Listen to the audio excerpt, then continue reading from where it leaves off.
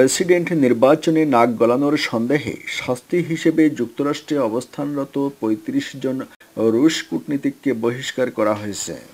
Washington DC এবং San Francisco কনস্যুলেটর এসব কূটনীতিক এবং তাদের পরিবারকে ৭২ ঘন্টার মধ্যে নিজ দেশে ফিরে যাবার নির্দেশ দেওয়া হয়েছে।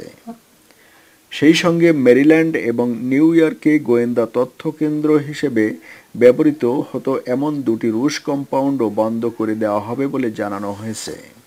এছাড়া রুশ গোয়েন্দা সংস্থার সাথে সম্পৃক্ত ৯টি সংস্থা ও ব্যক্তির ওপরেও নিষেধাজ্ঞা জারি করা হয়েছে।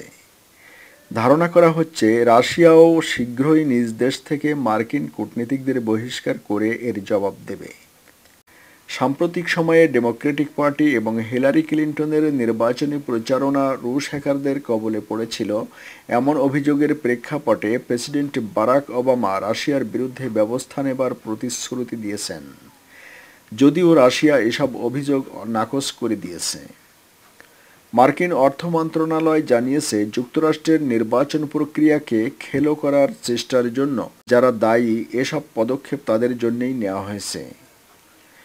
এক বিবৃতিতে মিস্টার ওবামা বলেছেন, রাশিয়ার কর্মকাণ্ডের ব্যাপারে সব মার্কিন নাগরিকেরই সচেতন থাকা উচিত।